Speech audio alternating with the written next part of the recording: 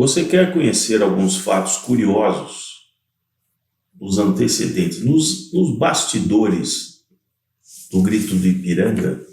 Então acompanhe esse vídeo até o final. Bem-vindo ao canal Modernidade e Ciência.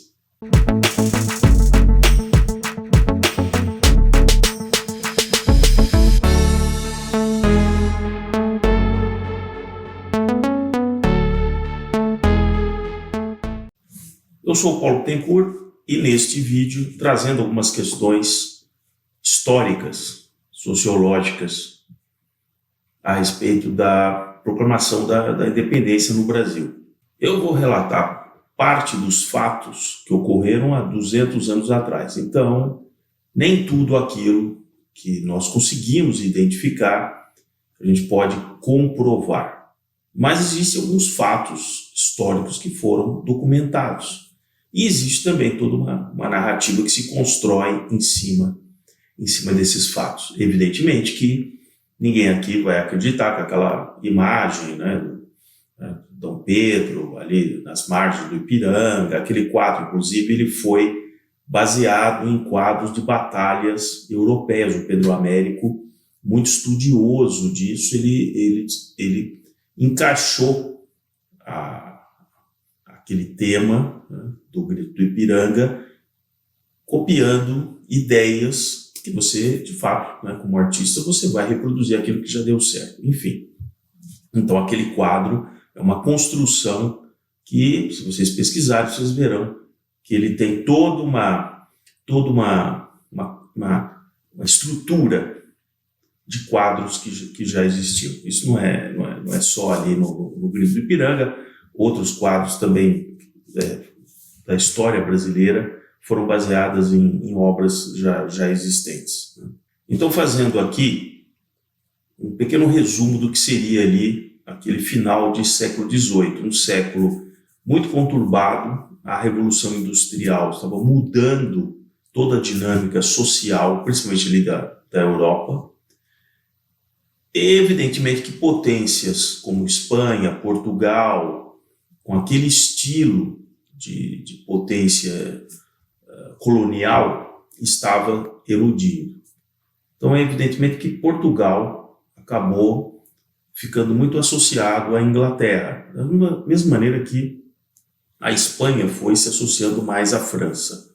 Então, existe todo um movimento de destruição daquele modelo colonial e que o Brasil acaba estando envolvido nisso. A própria Inconfidência Mineira surge exatamente nesse processo em 1789, junto com a Revolução Francesa, a independência americana. Então, esse final de século XVIII foi realmente muito complexo.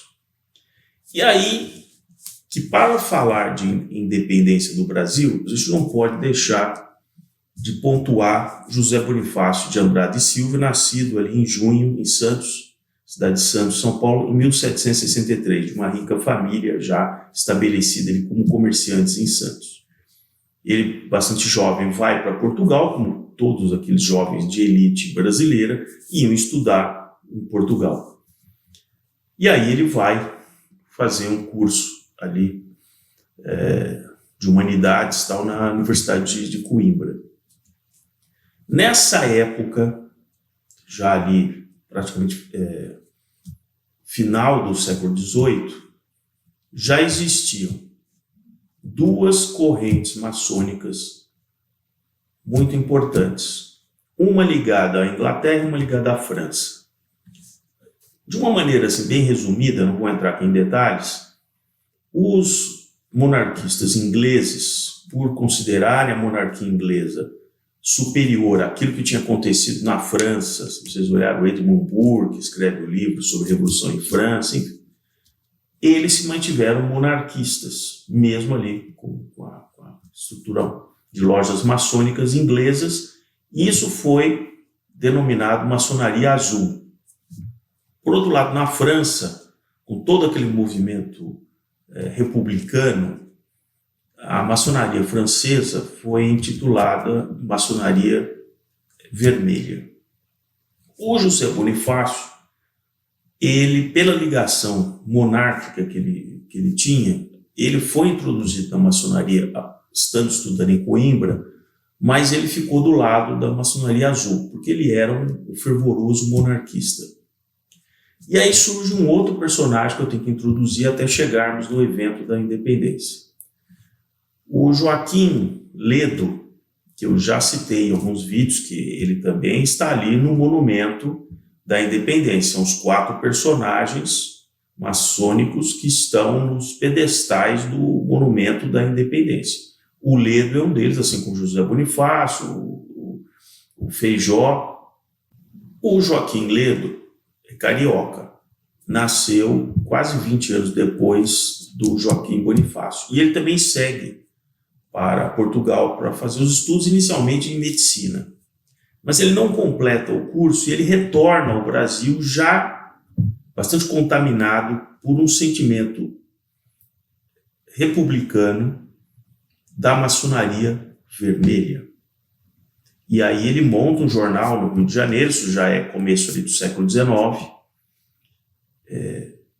e que, vejam, o Brasil já estava passando por revoltas, como foi a revolta pernambucana, onde já havia movimentos maçônicos da maçonaria vermelha que tinha contato com essa maçonaria portuguesa que estava insuflando a proclamação de várias repúblicas no Brasil. Então já havia movimentos de lojas maçônicas querendo proclamar a República do Ceará, República de Pernambuco, República da Bahia. E o Ledo estava dentro dessa linha republicana contra o Império. Vejam que tudo são variáveis que estão soltas, mas que em algum momento histórico aquilo vai se juntando.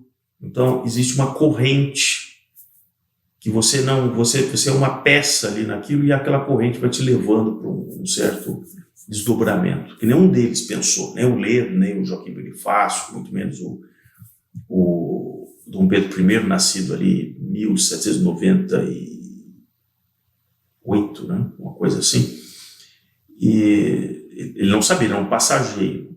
Aí que surge aquela questão de um fato externo, que é a invasão ali do Napoleão em Portugal.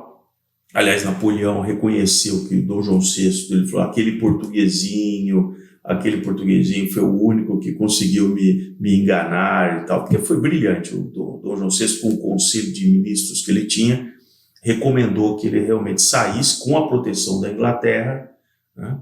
E o Brasil se torna a sede do reinado português. Aquilo foi brilhante, né? Vejam que a toda poderosa Espanha, na mesma época, caiu sob o jugo do Napoleão. Ele colocou até o irmão dele para tocar a Espanha ali, né? Mas não Portugal. Então, em 1808, chega toda a família real no Brasil e Dom Pedro I estava junto, né, com o pai, com toda a comitiva. Nesse processo, até o final das guerras napoleônicas, todo o movimento republicano ele também fica extremamente exacerbado.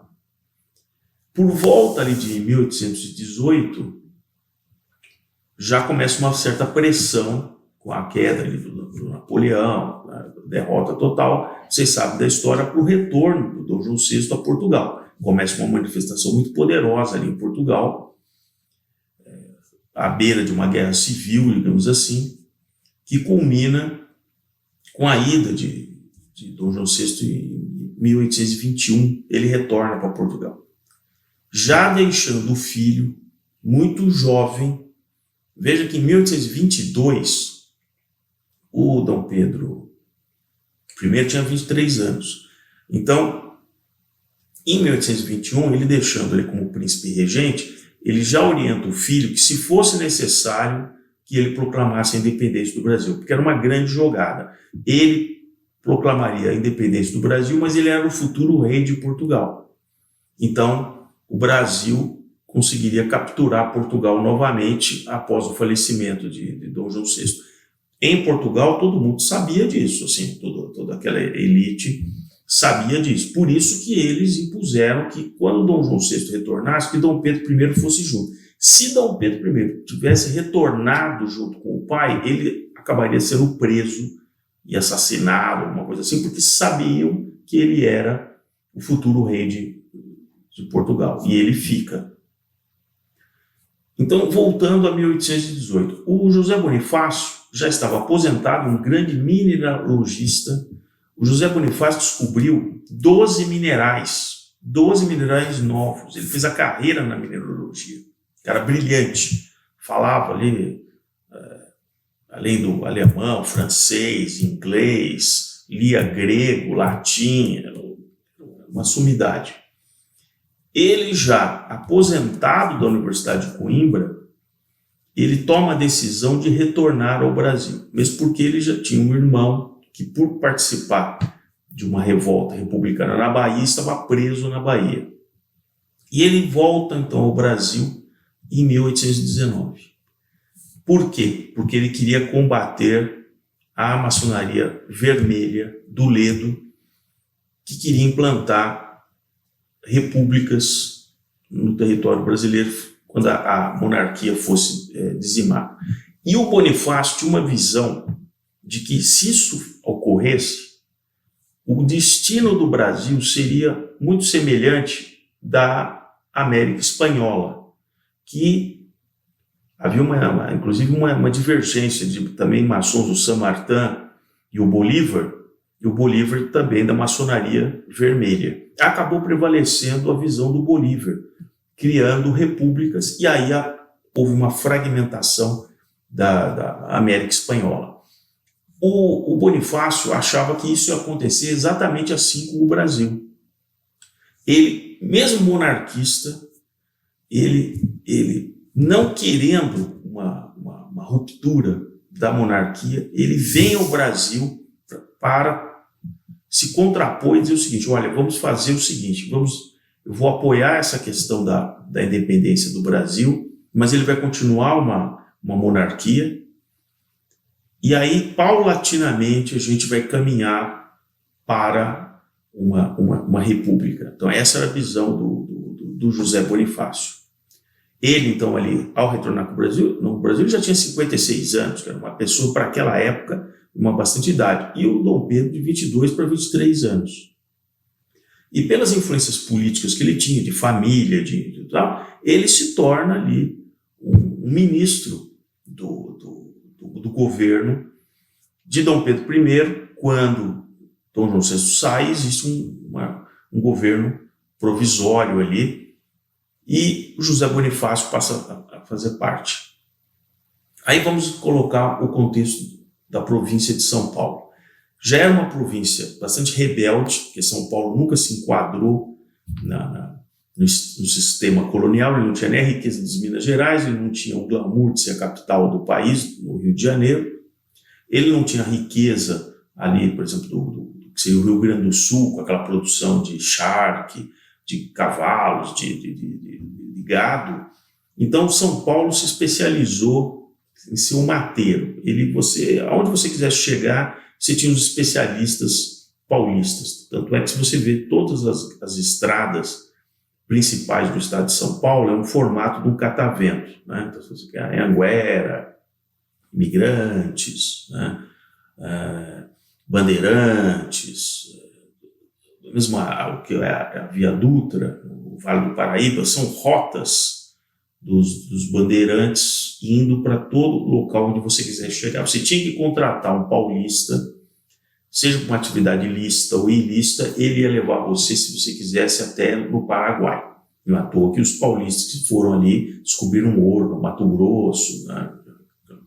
Então, eles tinham uma atividade radial, conversavam com os indígenas. Então, o Nhangatu, uma mistura ali de um certo português com tupi-guarani, e era um mateiro. Mas era um local paupérrimo. São Paulo não tinha absolutamente nada, né? Tinha vantagem de você ter a questão ali de Santos, São Vicente, Cananéia, que eram portos interessantes ali, para escoamento, mas fora isso não tinha mais nada. Só que você tinha a família Andrada E o José Bonifácio, uma maçonaria azul, montou toda uma loja maçônica forte em São Paulo, com adeptos da monarquia. Então, veja, São Paulo era um reduto monarquista nessa época ali, próximo de 1822, em grande parte pelos maçons azuis, que eram monarquistas. Só que aí começa todo um processo de desgaste, porque como lá na corte, Portugal começou a sinalizar que queria retornar o Brasil ao status de colônia, vocês sabem dessa história, começou a haver um atrito entre aqueles que eram brasileiros e portugueses que estavam aqui em quartéis. Então, já em 1822, começa uma série de conflitos muito violentos, e Dom Pedro está sabendo disso lá no Rio de Janeiro, está recebendo as informações.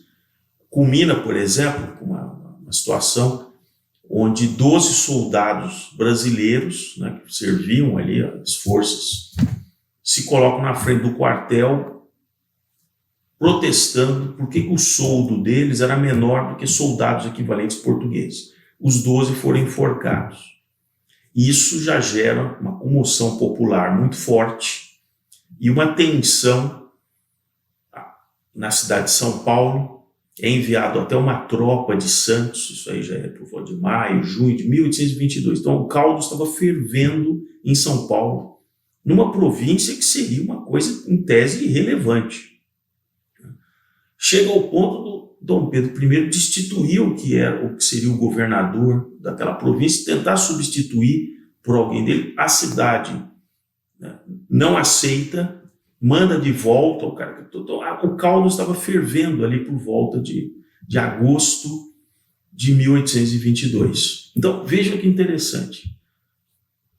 Dom Pedro, sabendo disso, é orientado pelo José Bonifácio, como ele tinha o controle daqueles maçons azuis e da família em Santos, ele convence o Dom Pedro de que, olha, você vai até lá, vai até Santos, conversa com esse pessoal, faz uma visita àqueles quartéis, aquilo tudo, para acalmar, e eu cuido do pessoal, porque no fundo eles são monarquistas. O José Bonifácio, ele já prepara o Dom Pedro para o seguinte, fala assim, olha, nós não podemos cair nas garras da maçonaria vermelha, que no fundo eles querem lutar contra você, contra a monarquia. Tanto é que o Ledo tenta, num certo momento, se aproximar de Dom Pedro, o convidando para participar de uma loja maçônica no Rio de Janeiro, dos maçons vermelhos. E o José Bonifácio corta, vamos dizer assim, um caminho e puxa o Dom Pedro e diz, não. Veja que interessante. Eu preparei um material aqui para vocês. Em 13 de maio, a loja maçônica Comércio e Artes deu a Dom Pedro o título de Defensor Perpétuo do Brasil. E essa é a loja, né, do Ledo, e tentando atrair o Dom Pedro. Só que o Joaquim Bonifácio faz toda uma articulação e consegue trazer o Dom Pedro para o lado da loja dele, pelo fato de ele ser monarquista, né? É interessante que, em 1º de agosto de 1822, o Dom Pedro acaba publicando um chamado Manifesto aos Brasileiros e tal, onde ele já demonstra que o Brasil seria uma nação independente, fora ali dos domínios de Portugal. Nesse texto, o próprio Ledo ajudou na redação do manifesto, né? Então houve um certo amistício entre as duas alas em prol da independência. Então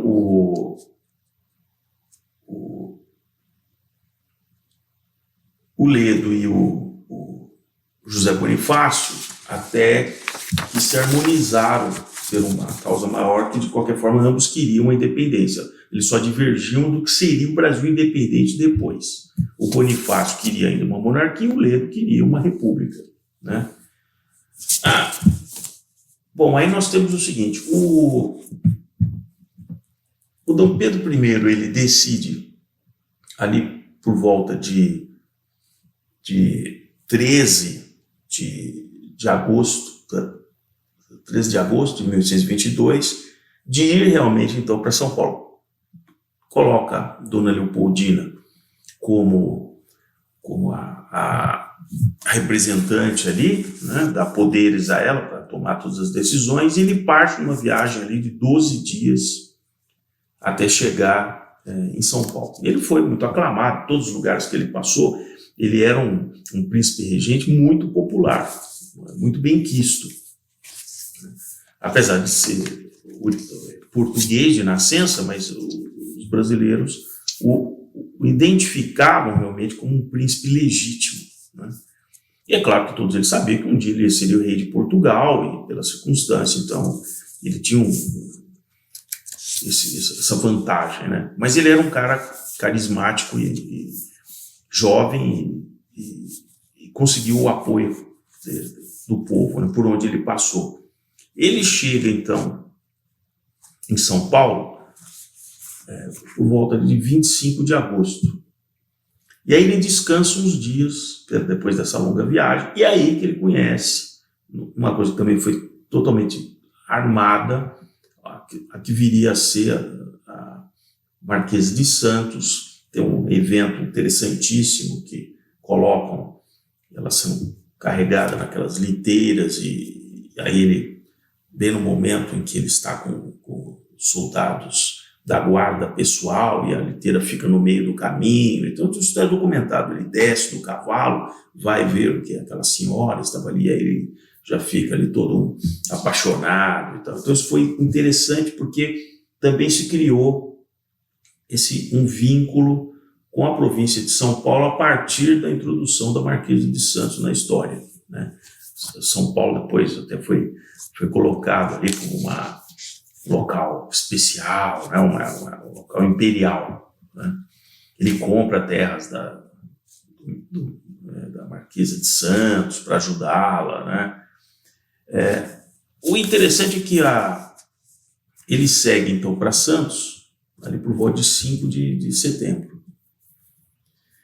E aqueles que estavam trazendo as cartas de Portugal e correspondência da Dona Leopoldina estão no encalço, estão vindo também do Rio de Janeiro. Ele vai até Santos para acalmar, se encontra com os familiares ali do Andrada e começa a retornar. É exatamente então na tarde do dia 7 de setembro que há esse encontro dos mensageiros entregando aquelas cartas, inclusive a corte portuguesa, onde eles intimam Dom Pedro I a retornar a Portugal. Eles tinham decidido que você tem que voltar. Assim, ele seria preso se ele voltasse. E ele estava preparado, então ali naquele momento, de fato, ele chama todos os comandados ali e ele realmente diz, olha, a partir desse momento, laços fora, estamos rompidos com Portugal e tal. Batedores que foram na frente já foram contando isso para a cidade de São Paulo. Então, quando ele chega na cidade, ele já é aclamado, todo mundo está sabendo que ele decretou a ruptura com Portugal. E aí, à noite, no Teatro de Ópera, que era um local bem humilde, ali do lado onde é o pátio do colégio, existia uma edificação que era chamada ali o Teatro de Ópera e tal, decidem fazer uma solenidade em homenagem ao príncipe. E é interessante que nos documentos dos movimentos da maçonaria, foram eles que criaram o refrão independência ou morte. Quando a pessoa entrava para a loja, ele, entre outras coisas, ele se comprometia pela causa da independência ou morte. E esses elementos que estavam ali na plateia começaram a gritar independência ou morte. Então a frase, de certa forma, independência ou morte, não estava presente ali nas margens do Ipiranga, como tem o quadro do Pedro Américo e tal. E é claro que isso acabou sendo incorporado na história, porque os maçons disseram, olha, isso foi uma coisa que nós aqui bolamos, então vamos colocar aqui o bordão independência ou morte. E o Dom Pedro, chamado ali para tocar, como ele tocava bem piano, ele demonstra, ele coloca ali uns acordes que ele e Dona Leopoldina já tinham se preparado para ter um certo hino da independência. Então isso também é fato, é documentado, que ele já não é a versão final, mas vários dos acordes do hino da independência, de fato, o Dom Pedro I já estava ali dominando, porque ele que escreveu junto com Dona Leopoldina. Bom, passado então o 7 de setembro de 1822, a parceria das duas alas de lojas maçônicas, ela se dissolve, porque o José Bonifácio se torna ali o conselheiro ali, predileto ali do Dom Pedro. Ele decide que vai fazer uma Assembleia Constituinte para ter uma Constituição do Brasil. Depois ele acaba dissolvendo e ele impondo a primeira Constituição. E, enquanto isso, o Ledo, rompido com José Bonifácio, inclusive, manda prender o Ledo, que tem que fugir para a Argentina. A relação, realmente, de José Bonifácio com o Dom Pedro I também se desgasta, porque ele percebeu a força que tinha também o José Bonifácio, e aí ele acaba perdendo ali o cargo dele, vai se expatriar em Portugal, só voltando. Veja que o próprio Dom Pedro I, mesmo rompido, quando ele tem que sair do Brasil, ele escolhe o José Bonifácio como tutor do filho dele, que viria a ser o Dom Pedro II. Então fica aqui, agradeço, esse vídeo um pouco longo, passei aqui algumas ideias gerais disso. Esse é um assunto que, para quem se interessar, vale a pena se aprofundar. Então agradeço para quem acompanhou esse vídeo até o final. Se inscreva aqui no canal Modernidade e Ciência, coloque o sininho para outros vídeos, que inclusive esse tema foi sugerido por um dos inscritos no canal, que eu agradeço muito.